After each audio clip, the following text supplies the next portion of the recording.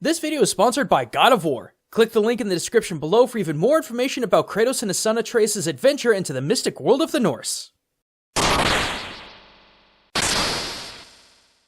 Hey everyone, Gaijin Goomba here, and dude, the next God of War is just a week away!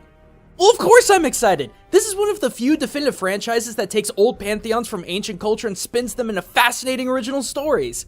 And as the series moves into a brand new Norse setting, how could I not cover the fantastic folklore around it? Besides, the way that Kratos has changed and evolved in this new setting is something I've been wanting to see for a while now. He's not fighting alone anymore, but instead working closely with his son Atreus, who complements Kratos' hand-to-hand style combat with range support using his lightning arrows. The two work in tandem not only in combat, but also in puzzles and narrative. Personally, I love the fact that Kratos has moved to a character with depth and purpose. You can tell he wants to be a good father and a good person, yet who he is something he actively struggles with. So far in what I've seen in the game, Kratos may end up relying just as much on his son's humanity as Atreus relies on his father to guide him as a warrior. So when PlayStation came to me wanting to sponsor a video analyzing the game, of course I jumped at it. The question just becomes, what in this gigantic world of 13th century Iceland folklore do I talk about? Kratos' new weapon, the Leviathan Axe, could be cool. I mean, while the weapon itself is unique to the game, its creators Brok and Sindri are legendary dwarves as cited in the Prose Edda, basically Norse's catalog of ancient history and folklore. The two made all kinds of weapons, armor, and jewelry for the gods, including Odin's golden ring Draupnir and Thor's legendary hammer Mjolnir. But then there's also a whole new pantheon that the game could explore with fantastic gods like Mimir. They call me Mimir, smartest man alive. Yeah, I think Mimir might actually be selling himself a little short here. While historians aren't sure if he was a god or a giant, we do know that he lived up to his namesake, meaning the Rememberer or the Wise One. He was the keeper of the Well of Erd, the great body of water that nourishes the world tree Yggdrasil and determines the past, present, and future for all of existence. In one story, Odin himself gave up an eye to Mimir to drink from the well to gain wisdom, while in another tale, Mimir was beheaded during the Aesir War and his severed head was returned to Odin, who preserved and gained knowledge from it. I guess that's why Mimir in God of War wasn't too shaken up at the concept of decapitation. First, you need to cut off my head.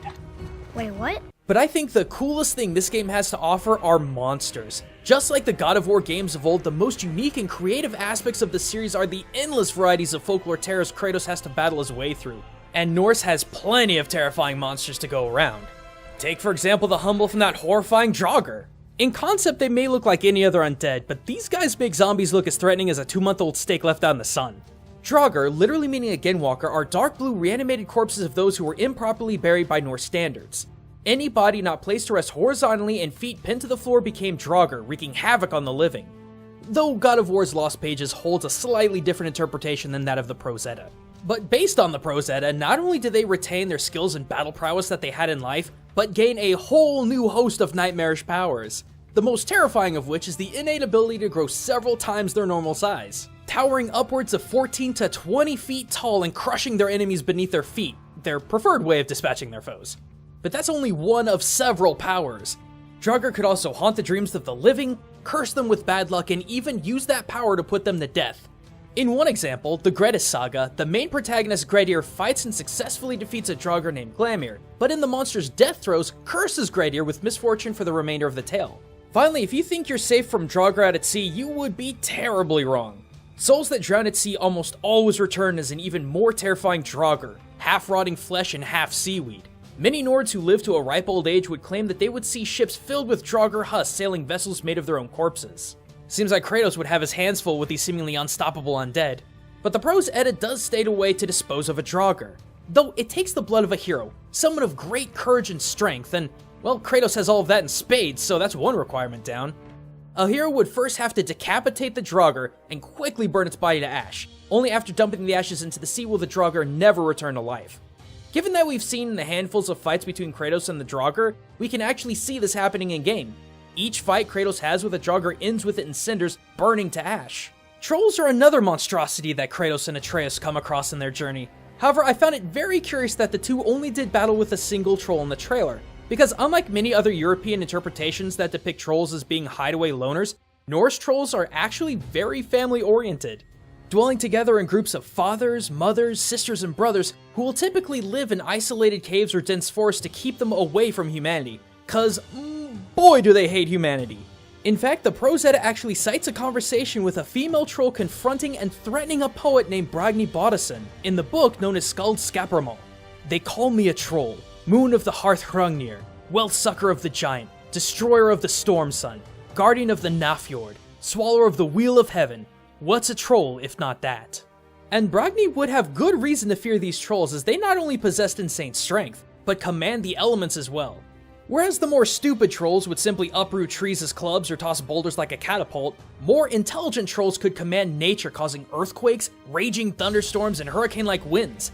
That's why in retrospect it doesn't seem so out of the ordinary that the troll Kratos and Atreus fought commanded fire while trying to bash the two in with a massive stone. But I tell you what, out of all of the creatures that Kratos and Atreus could have come across, the last one I would have expected them to run into would be the world serpent Jormungand. And no, I'm not confusing the trailer with some random sea monster. Atreus calls it by name. The world serpent. He wants to help us! Lucky that it wants to aid them, because Jormungand is absolutely no creature to take lightly. According to the Prose Edda, Jormungand was the offspring of Loki and a giantess named Angrboda. One of 3 siblings, actually. The other 2 being Fenrir, the father of wolves prophesied to slay Odin in the Battle of Ragnarok, and Hel, the appointed ruler of the miserable underworld that houses the souls of those who died from sickness and old age, never to see the splendor of Valhalla. And much like his siblings, Jormungand is also a doomsday monster of the Nords. As he did for the rest of Loki's children, Odin banished Jormungand to, quote, that deep sea that lies around all lands. There it grew from the size of an above-average snake into a serpent so massive it encircled the entire world, which is why it bears the name Midgard or World Serpent. To this day, it's believed that Jormungand continues to lay dormant with its tail in its mouth, but when it finally releases its tail from its teeth, the end times, Ragnarok, will begin.